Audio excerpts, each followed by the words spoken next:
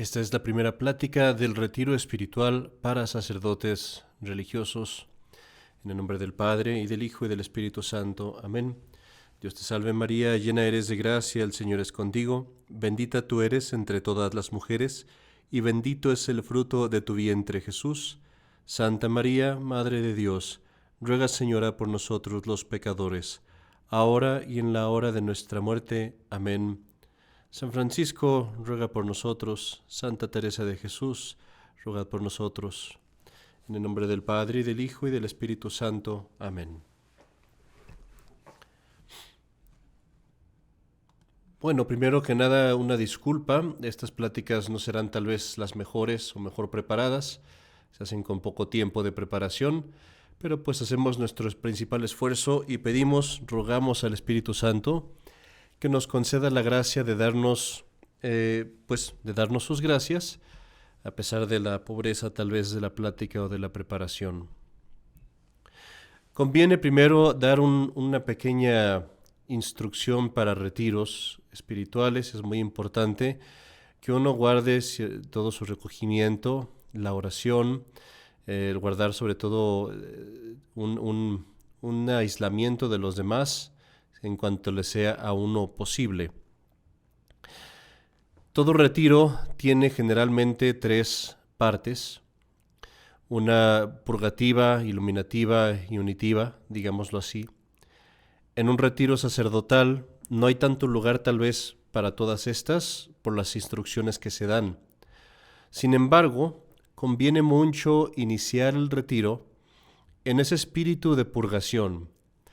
En un retiro espiritual, generalmente los primeros días se usan a considerar los pecados de uno de la vida pasada, arrepentirse lo más posible de ellos, llegar al arrepentimiento más extremo, más fuerte que se pueda llegar, para con esa contrición buscar un momento de conversión, de enmienda, un momento de cambiar mi vida.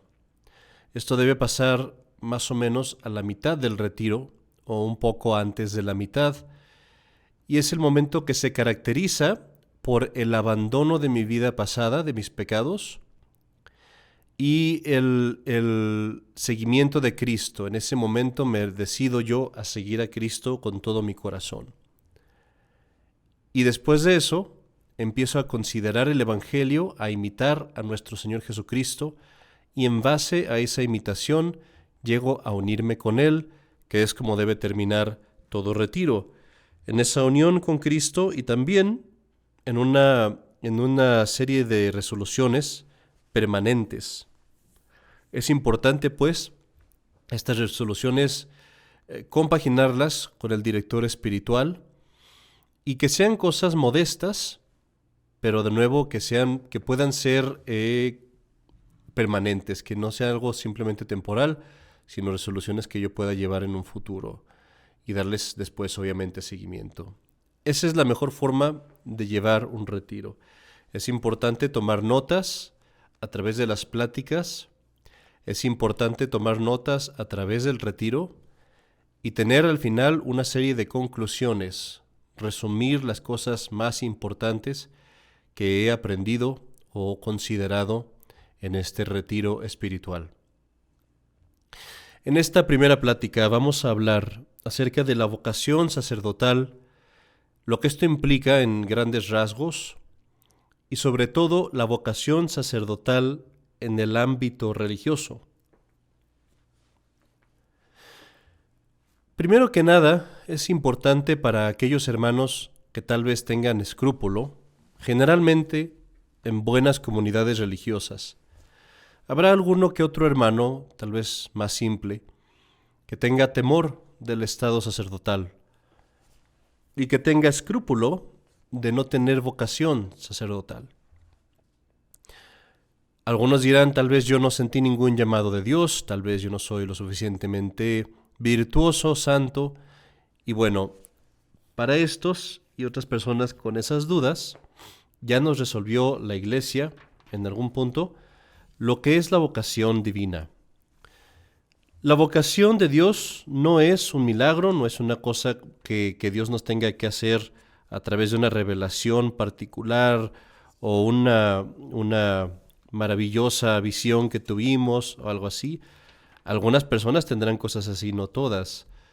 Pero para tener una vocación sacerdotal, hay solamente 3 cosas que son necesarias. Es el llamado del obispo o de los superiores, la recta intención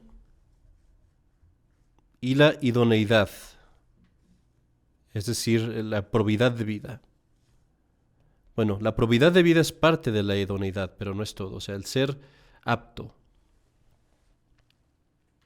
Esto lo decidió la Comisión de Cardenales, nombrada para examinar la obra del canónigo Laetón, que se llamaba La vocación sacerdotal, y se encuentra esta resolución en la acta, número 4, página 485, el 7 de julio de 1912.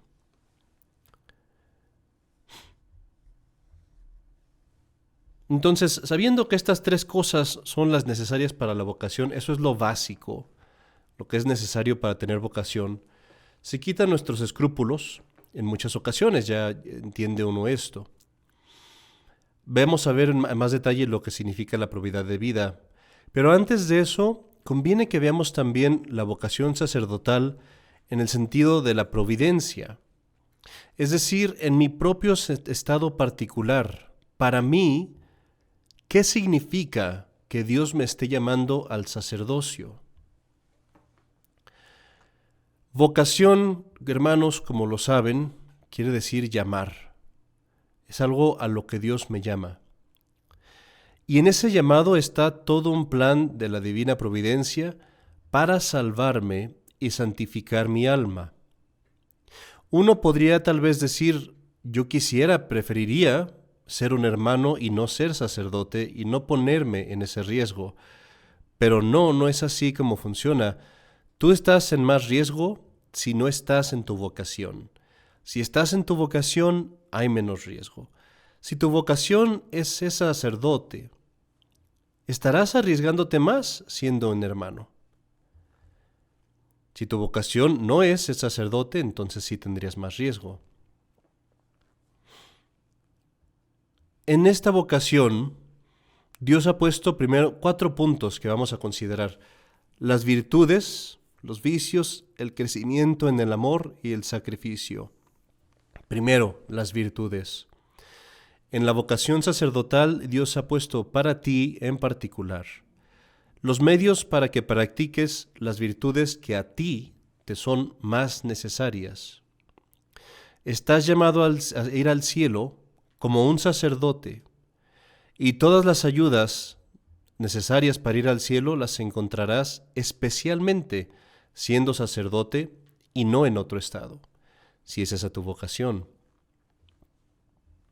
Asimismo, en el sacerdocio Dios ha puesto todo lo necesario para librarte de esos vicios que son más particulares para ti. Y eso va a ser diferente de sacerdote a sacerdote. Tal vez uno está llamado a ser un sacerdote en puesto de autoridad, y esa persona tal vez necesita eso para librarse de los vicios, tal vez de la flojera, de la indiferencia, alguna cosa así. Otros estarán llamados a ser sacerdotes en un puesto muy humilde, sirviendo, obedeciendo a otros, tal vez en una parroquia muy pequeña. Y Dios les habrá dado esa providencia, esa vocación, para librarlos tal vez del vicio del orgullo, de la soberbia.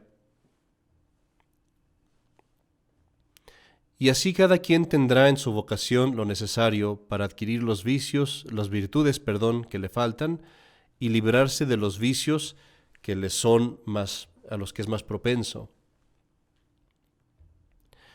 Por otra parte, nuestra vocación nos va a llamar al crecimiento en el amor.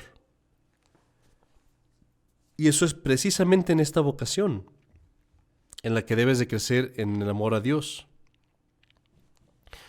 No solamente crecer en el amor de Dios, que es obvio, pero toda vocación nos va a llevar a hacer el amor a pasar de un amor egoísta, un amor en el que yo busco mi propio bien, ir pasando poco a poco a un amor más desasido y más generoso, en el que busco más bien el bien de Dios y de otros, y me olvido de mí mismo.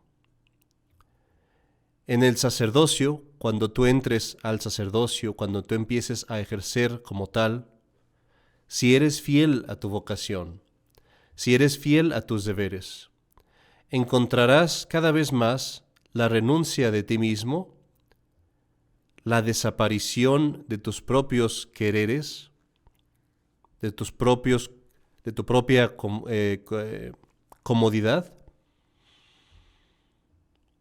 con el fin de servir mejor y más a los demás y a Dios. Y eso te llevará al cuarto punto. Toda vocación que lleve a nuestra santidad nos lleva últimamente a un sacrificio. En el caso del religioso nos llevará a un sacrificio total. ¿Viene el sufrimiento? Sí. Viene la cruz también. Pero eso está bien, es tu camino al cielo. Tienes que llegar en algún punto de tu vocación a un calvario, donde tendrás que sufrir, y mucho. Pero con ese sufrimiento te vendrá también la gracia de Dios, la consolación de su oración,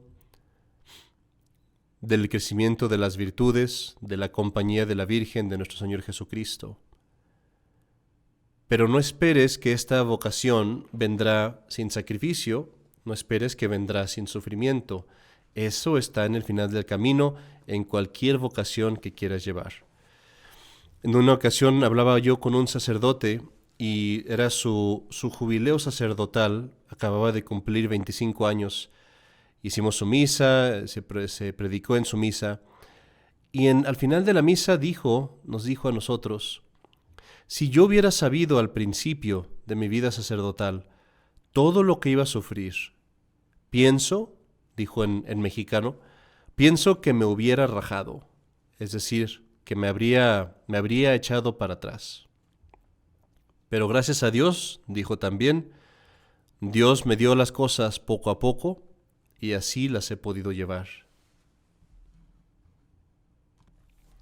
Para terminar con esta sección, es muy conveniente tal vez que pensemos cuánto debe amar el sacerdote, cuánto debes de amar tú, tu vocación, porque es el camino de tu vida.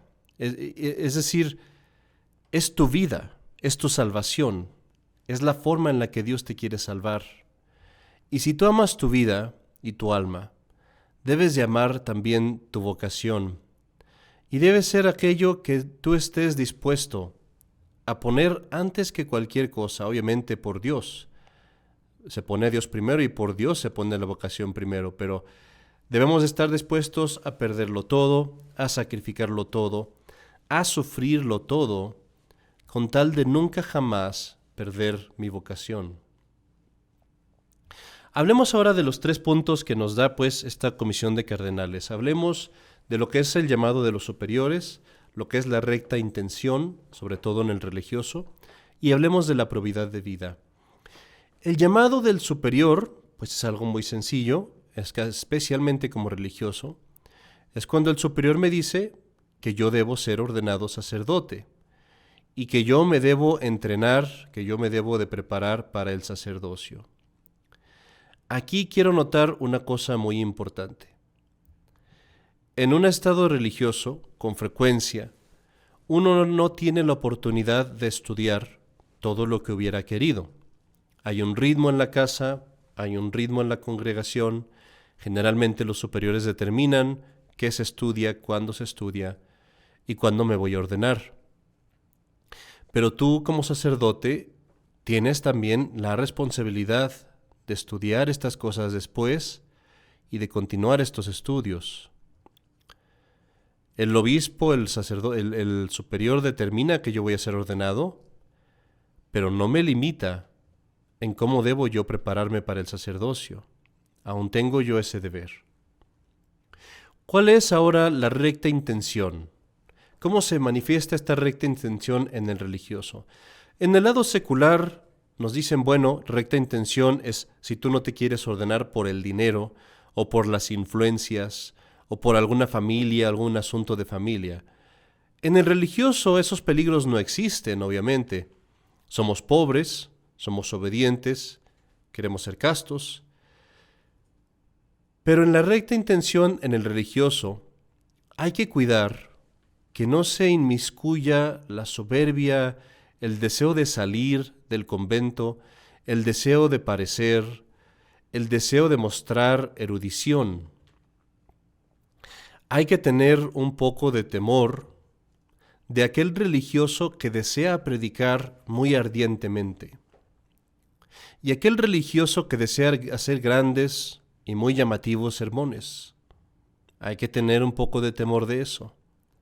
Hay que tener temor también del religioso que ansía las misiones, las visitas, el platicar con la gente.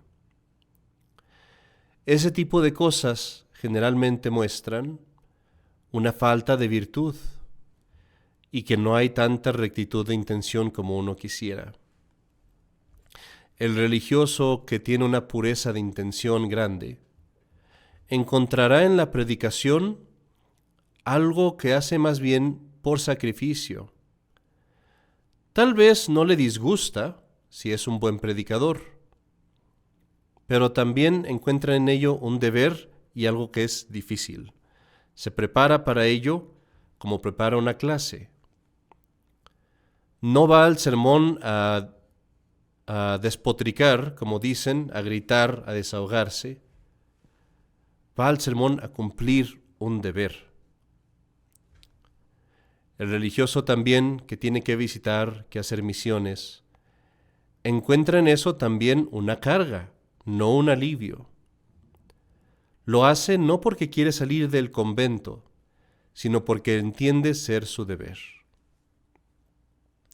Aquí pongo un ejemplo muy interesante, que puedo no explicar. A veces, y ahí es cuando uno está más sano y salvo de hacer esas cosas. Yo, por ejemplo, hace poco supe de un sacerdote, que hizo una reunión con jóvenes y estuvo ahí con los jóvenes y hizo que se divirtieran y todo ese tipo de cosas. Y al final de la reunión, uno de los jóvenes se acercó a este sacerdote y le dijo, oh, diga la verdad, nada más está haciendo eso porque se quiere usted divertir. Y bueno, este sacerdote me diría que no, él quería dormir e irse a descansar, pero hizo esta reunión porque era su deber. Así pues, ese tipo de cosas, esa buena intención se manifiesta en el espíritu con que hace uno las cosas. Encontrará pues en un religioso que está acercándose al sacerdocio, encontrará uno la recta intención si ve en él modestia. Modestia en ese sentido, no querer aparecer, no querer brillar, no querer predicar con ganas humanas, sino hacerlo por ser deber, por ser lo que glorifica a Dios, por ser lo que salva almas. Encontrará también humildad, que se manifiesta en todas estas cosas que ya dije, pero además en que el sacerdote, el religioso humilde, al ser ordenado y en su ordenación no busca estar sobre otros, no busca privilegios, no busca honores, al contrario, se dedica ahora a servir con más ardor como el menor de todos. Y ve una recta intención también en el religioso que quiere ser sacerdote, en su buena disposición y espíritu para aprender. Había una costumbre entre los religiosos carmelitas de mantener al novicio, cuando empezaba su noviciado, tenía que permanecer un año entero en absoluto silencio.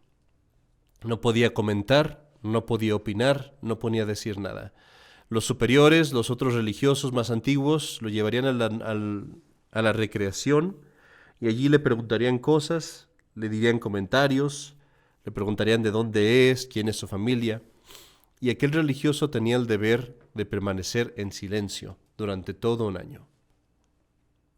Algo así debe pasar con el sacerdote nuevo.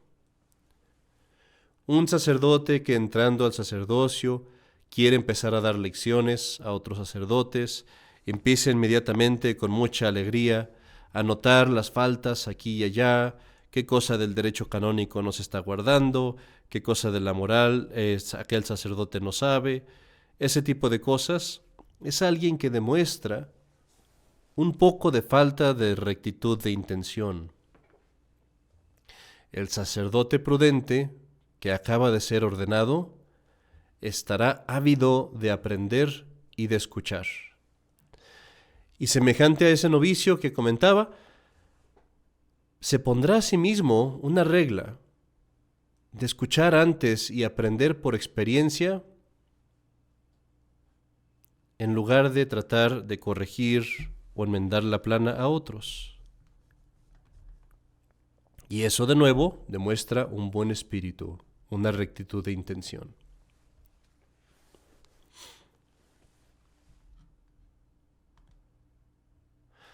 Pasemos ahora brevemente a hablar de la probidad de vida del sacerdote. Primero aquí hay que distinguir una cosa, y esto es relevante para aquellos que somos religiosos. Hay una gran diferencia entre el estado religioso y el estado sacerdotal. El estado religioso es la búsqueda de la perfección. No me requiere el estado de religioso, no me requiere que yo sea perfecto ahora. Requiere que yo busque la perfección, que luche, que me esfuerce por conseguir la perfección. Ese es mi deber como religioso, aunque aún no la haya conseguido. En el estado sacerdotal, y esto es lo que hace la recepción del sacerdocio, una cosa tan terrible y hasta cierto punto temerosa, estoy requerido de tener perfección. No es un estado en donde busco la perfección, obviamente sí la busco, pero el estado me requiere no solo eso, me requiere ya el haber obtenido al menos un nivel proficiente de perfección, más alto que el de los seglares. ¿Y qué confusión encuentra el sacerdote cuando saliendo de su ordenación y empezando a tratar con los laicos, se da cuenta que muchos de ellos le exceden en perfección, en oración, en mortificación, en penitencia? Pero esto, bueno, es algo que se nos dice en la Iglesia para que entendamos la altitud del estado sacerdotal y el gran deber que tengo de esforzarme aún más ahora en el ejercicio de todas las virtudes religiosas. El estado religioso ayuda mucho para ser un buen sacerdote, siempre y cuando uno haya sido un buen religioso y siempre y cuando haya tenido uno algo de experiencia. Es ideal para una persona que entra al sacerdocio el haber vivido ya varios años en la vida religiosa. Y en esos años haber sufrido pruebas, contradicciones y haber practicado la virtud. Hablemos de estas virtudes que ejercita uno en el estado religioso y que son muy útiles para el estado sacerdotal. Primero, la humildad. Es muy importante como sacerdote el tener una fundación fuerte de humildad. Ser capaz de recibir correcciones. Ser capaz de que hablen mal de uno y llevarlo en paz y sin perder la razón o la cordura o la paz. Ser capaz de ser considerado poco y de ser ignorado y de ser incluso contradecido y desobedecido. Como sacerdote, especialmente si uno tiene una vida activa, esto será tu pan de cada día. Y si como religioso has llevado con pobreza, más bien con una pobre actitud, esas ocasiones de humillaciones, debes esperar muchos riesgos en el estado sacerdotal. Y yo te recomendaría que encuentres primero que te esfuerces primero en ser muy fuerte en la humildad antes de exponerte mucho como sacerdote. Obviamente también como sacerdote tenemos una gran ocasión de practicar la caridad, especialmente al prójimo. La caridad en recibir llamadas y ir a atender a un enfermo que está muy lejos de mí y tal vez sin recibir ninguna paga, sin recibir comida, ser tal vez incluso tratado con grosería en la casa en la que fui llamado, pero aún así hacerlo por amor del alma. La caridad de escuchar a una persona que es tal vez difícil de escuchar, aburrida, repetitiva, pero que necesita hablar con alguien y que yo como sacerdote soy la persona que debe escuchar y escucharla tal vez 20, 30, 40 minutos solo por el hecho de hacerle esa caridad.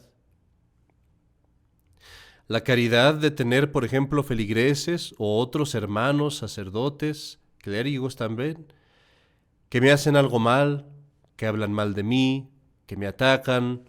También ese es el pan de cada día del sacerdote, como lo fue de Jesucristo, y debo tener la caridad para poder olvidar eso al día siguiente y tratarlos con todo amor, con todo respeto, con toda reverencia, perdonándolos como mi Jesús me perdonó a mí. ¿Cómo no nombrar la obediencia, que es tan necesaria al sacerdote? La obediencia de ir, claro, a los lugares a donde se me mande. La obediencia, claro, de abstenerme de obras buenas tal vez que a mí me gustan, pero que mi superior juzga que no son buenas. Tal vez yo quisiera hacer una fiesta en la parroquia y el superior me dice no. Tal vez yo quisiera enseñar clases de catecismo a estas personas y el superior me dice mande a otro. Tal vez yo quisiera salir de esta parroquia que me es muy difícil y el superior me dice quédese allí. La obediencia encontrarás en el sacerdocio ocasiones heroicas de practicarlas, las más difíciles, las más amargas, momentos de una oración en el huerto en el que con agonía dirás al Padre, Padre, si es posible, pase este cáliz de mí. Pero siempre termina tus oraciones con esas palabras, no se haga mi voluntad, sino la tuya. La obediencia también a la Iglesia, en sus mandamientos, en su liturgia, en su doctrina. Como sacerdote también tendrás oportunidad de practicar la paciencia, de sufrir a muchas personas que te serán difíciles, de sufrir a otros religiosos tal vez con los que estás, de sufrir mañas, costumbres, terquedades tal vez de la gente, aquel sacristán que siempre quiere hacer las cosas a su manera, aquel maestro de coro que canta cosas que a ti te parecen increíbles. Aquí puedo decir una historia tal vez para aligerar un poco la plática. En una ocasión fuimos a una parroquia y esta parroquia tenía mala fama de ser desafinado el coro. No digo dónde, obviamente. Pues fui a esa parroquia y yo estaba sirviendo la misa y estábamos en la bendición del Santísimo Sacramento. Y empieza el padre a cantar y canta desafinadísimo. Y bueno, mortificación. Y luego sigue el coro a cantar el Tantum Ergo y el coro también desafinadísimo, más que el padre. Digo yo, bueno, es la intención lo que cuenta. Y luego viene el momento de la bendición y toco las campanas y las campanas desafinadísimas. Yo no sé cómo es posible eso, pero cada campana estaba en un tono distinto. Así que todo estaba tocando en un tono totalmente alternativo, digámoslo, por no decir más. Y bueno, mortificaciones, paciencia, en ese caso y muchos más, tendrá que tener el sacerdote. Con monjas tal vez religiosas que tengan sus propias opiniones, todos los días tendrás que tener paciencia. ¿Cómo no nombrar también la virtud de la pureza, que es tan necesaria en el sacerdote? De esta virtud hablamos aquí especialmente de la probidad de vida, y es muy importante que uno no se acerque al sacerdocio a menos que haya dominado cualquier falta mayor contra la pureza. Y debo recomendar a todo aquel que se acerque al sacerdocio que si existe algo de esto, lo diga no en la confesión, sino fuera de la confesión a sus superiores. Creo que no se les puede obligar a esto, pero siento yo, el confesor podría, pero siento yo que se les puede recomendar fuertemente. Si uno tiene faltas de esto, es mejor ser muy sincero con el superior, decirlo tal cual es, y así podrá estar tranquilo. El superior determinará si debe seguir en ese llamamiento o si debe esperar, y así uno se asegura de seguir la voluntad de Dios. En la pureza es muy importante que el sacerdote tenga ya como religioso la costumbre de no ver mujeres a la cara o al rostro, o esa sabiduría, esa prudente sabiduría de saber ver, mirar, digámoslo, sin ver. De sin mostrarse raro o extraño, tener esa capacidad de mantener sus ojos alejados de las mujeres. Es muy importante adquirir la prudencia de nunca visitar mujeres por sí solo, nunca sentarse frente a ellas, sino siempre de lado o en un ángulo en el que las miradas, los rostros no se encuentren. Mirar la mujer siempre acordándose de que es una hija de la Virgen, de que tiene su ángel guardián, de que le pertenece a Jesucristo. Y como tal, mantenerse respetuosamente al margen, alejado de ella. Otra virtud que se obtiene como religioso, que es extremadamente importante para el sacerdote, es la oración. La oración mental, pero también el saber orar vocalmente. Y esta es una cosa que quiero mencionar aquí antes que se me olvide, la importancia de que el sacerdote enseñe a orar a sus feligreses. Si yo no sé orar bien, si he sido negligente en la oración, si no he meditado, si he sido distraído en las meditaciones, no sabré encontrar cosas para predicar tan buenas como lo haría de otra forma. No sabré enseñarle a la gente a rezar el rosario bien. No sabré encontrar en la misa esas cosas que sola la meditación me da, y no sabré dárselas a la gente tampoco. El sacerdote que ha aprovechado su vida religiosa habrá hecho ya mucha meditación y oración, y muchas veces sacará sus sermones de aquellas materias que su misma meditación le ha dado. Otra virtud que viene en la probidad de vida es la disciplina. El sacerdote se encuentra muchas veces en una posición en donde ya no tiene la comunidad para guardarlo en la disciplina. La regla a veces depende de él o de él y de su compañero, en el caso de los religiosos. Y es muy importante que a pesar de los deberes, a pesar de las exigencias, a pesar de todas las cosas que nos pide el estado sacerdotal, no pierda uno la disciplina. Levantarse temprano, irse a dormir temprano. Nos dice el libro del Tesoro Sacerdotal, Tesoro del Sacerdote, de Mac y Ferreres, que es más importante a veces el irse a dormir temprano. Y eso, y hablo por experiencia, es una de las cosas que tal vez a veces es más difícil para el sacerdote de guardar. Contaba cierto clérigo que en una ocasión iba manejando en una misión y bueno, muy ocupado, este es un muy buen clérigo, no digo el nombre, pero es una persona muy buena y muy celoso, pero siempre muy ocupado.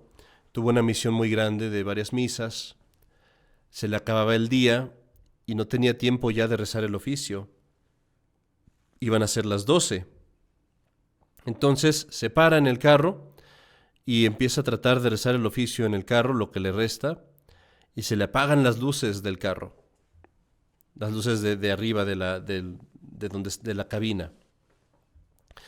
Entonces no le queda más, se sale del carro, prende el carro con los focos, y se sale del carro y se pone enfrente de los faros, junto a la defensa del carro, a rezar su breviario. Pasa un policía y ve a esta persona pues allá afuera, y entonces se para, se regresa el policía en reversa, y se para junto al carro, sale el policía con su lámpara, se le acerca a él, y pues ve a este clérigo ahí arrodillado junto a los faros leyendo su breviario. Se le acerca el policía y le dice: debe ser un libro muy interesante ese que está leyendo. Como sacerdote estarás muy ocupado, tendrás muchas cosas que hacer, mucha gente que quiere hablar contigo, muchos proyectos que te vienen a la cabeza, proyectos tal vez que hay que hacer, que te encargan los superiores.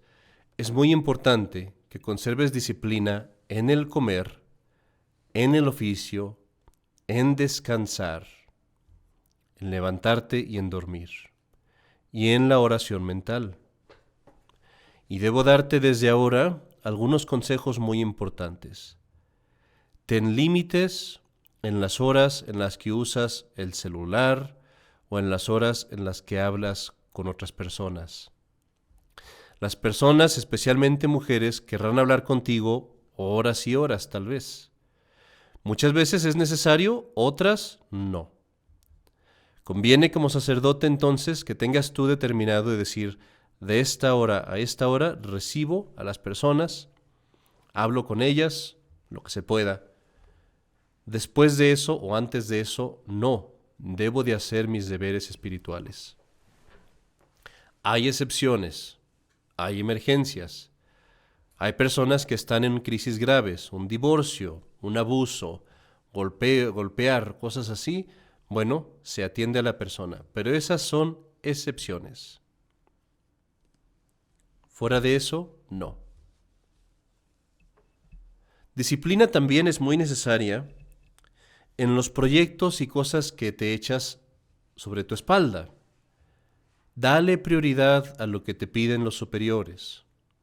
No te dejes llevar por tus propias ideas principalmente, sino por lo que los superiores juzgan ser necesidad. Y si a eso hay que subordinar tus ideas y tus proyectos, que así sea. Y ten límite a esas ideas o sugerencias que te vengan tal vez. Si son muchas, no siempre se deben de practicar, porque si te pones demasiadas, perderás la disciplina. Y si pierdes la disciplina y la regla y el horario, serás inútil como sacerdote a los demás. Escucha estas palabras, créeme cuando te las digo.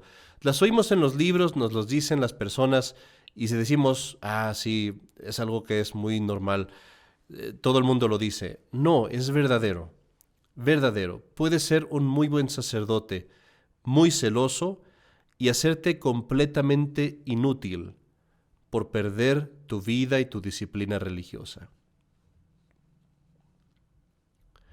Algunas virtudes más que debemos de tener para la probidad. Penitencia. El religioso penitente encuentra mucha utilidad en eso para el sacerdocio. Ayunas ahorita como religioso, te servirá eso mucho, porque los domingos ayunarás cuando tengas que ir de una misión a otra. Ahorita te mortificas en la comida que comes lo que te sirven aunque te guste o no te guste, sin caprichos. Te servirá mucho como religioso, como sacerdote, cuando la gente te invite a comer y te dé tal vez cosas que no te agradan. Te mortificas ahora en vivir en un lugar pobre, en tomar duchas de agua fría, en pasar a veces con poco sueño. Eso te será muy útil como sacerdote. Cuando tengas tal vez que ir a una misión pobre, pasar con una familia que no tiene mucho, tal vez trabajar con pocas horas de sueño. Otra virtud muy conectada con las demás es la mortificación. Y parece que ya hemos hablado de ello, pero la mortificación aquí quiero comentarla de una forma particular, porque por mortificación entiendo el negar tu propia voluntad. Negar tu propia voluntad. Tú quisieras tener estas canciones en el coro. Tú quisieras que se hicieran los ornamentos así y asá.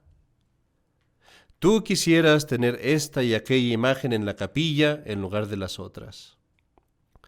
¿Cuánto daño causan los sacerdotes con poca mortificación, que hacen sufrir a sus superiores por cumplir con sus deseos y caprichos, que mortifican a sus inferiores, a sus feligreses, imponiéndoles o quitándoles las cosas que ellos amaban ya quizás de años atrás, porque el sacerdote no sabe mortificar su propia voluntad y le da más prioridad a su gusto que al bien, a la paz, a la comodidad incluso de sus feligreses o superiores. Van a cantar esta canción y mortifica todo el coro por darse gusto él. Van a quitar esta estatua y a poner esta otra, y mortifica a toda la parroquia por darse gusto él. Van a hacer estos y aquellos ornamentos, y mortifica al superior, a las personas que tienen el cargo del dinero, por darse gusto él. Es muy necesario que el sacerdote sepa negar su voluntad. Muchas veces, en cosas importantes, y a veces nada más por darle gusto, por mantener en paz a alguna señora viejita, a algún grupo de gente difícil, a algún superior lejano. Y finalmente, para no extendernos demasiado, la piedad. El sacerdote debe ser piadoso, temeroso de Dios, tener gusto por rezar, por devociones, por novenas, por cosas así. No digo que las multiplique, pero digo que las busque y que tenga algunas él mismo. Como religioso aprendió estas cosas y como sacerdote será muy útil porque cuando alguien venga y le diga, Padre, ¿podemos empezar esta confraternidad? El sacerdote debe estar inclinado a decir que sí, a veces dirá que no. Pero su inclinación debe de ser, sí, hagámoslo, si es prudente, si es válido, si se puede. Padre, ¿podemos hacer una hora santa? Que no sea el sacerdote flojo, perezoso, que no lo hace porque no tiene piedad, porque no tiene gusto en la oración, porque no tiene gusto en la liturgia. Si lo niega, que sea por ser práctico, por seguir las reglas de los superiores, por ver que no conviene, pero nunca por flojera. Que el sacerdote sea piadoso, que se regocije en los cantos sagrados, que se regocije en las oraciones que se dicen en la parroquia, que le dé gusto cuando se alargan las funciones litúrgicas, porque es un hombre piadoso. De la piedad que el sacerdote tenga, si él tiene 100%, los feligreses tal vez agarrarán 5 o 10% de eso. Si el sacerdote no es un hombre piadoso, criará laicos laxos. No les pasará piedad, sino que justificará sus propios pecados y flojera.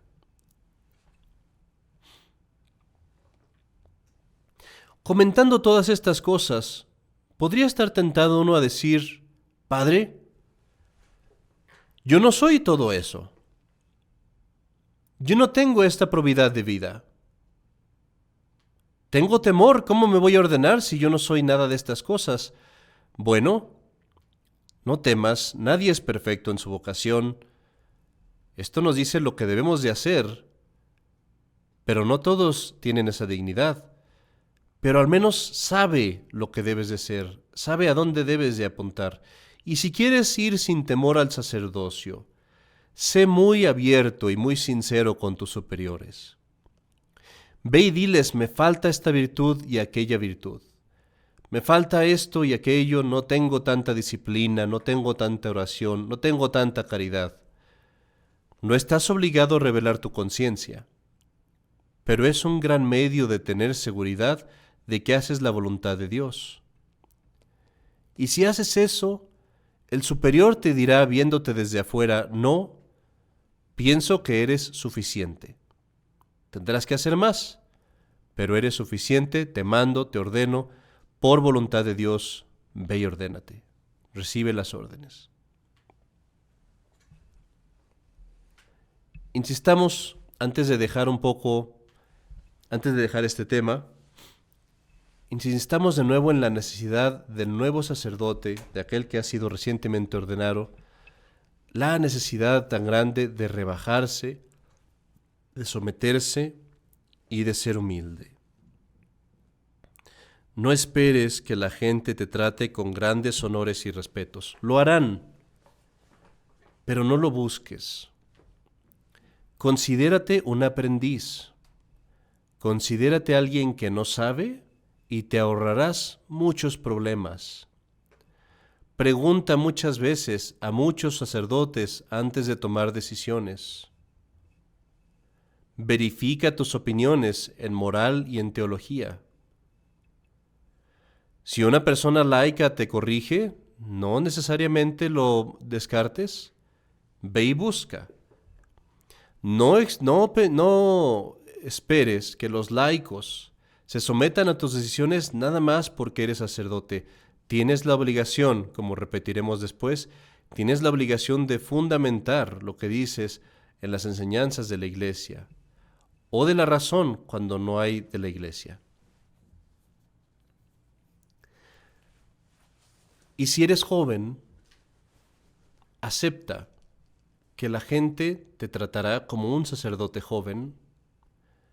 Acepta que otros sacerdotes no le den tanto peso a tus opiniones y espera a la edad. Espera a que seas más grande. Espera a que tengas más experiencia. Actúa como sacerdote, predica como sacerdote, aconseja como sacerdote, pero procura apoyarte siempre en el bastón y en la autoridad de aquellos más antiguos que tú, con más experiencia que tú, y de los santos y de las sagradas escrituras.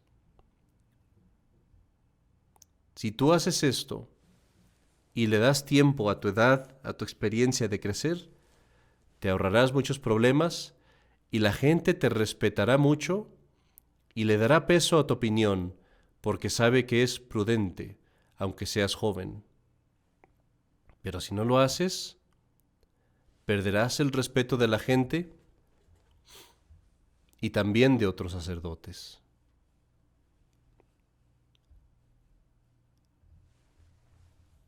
Con esto consideramos pues aquellas tres cosas que son necesarias en el sacerdote: la recta intención como religioso, la probidad de vida en cuanto se puede y el llamado de los superiores.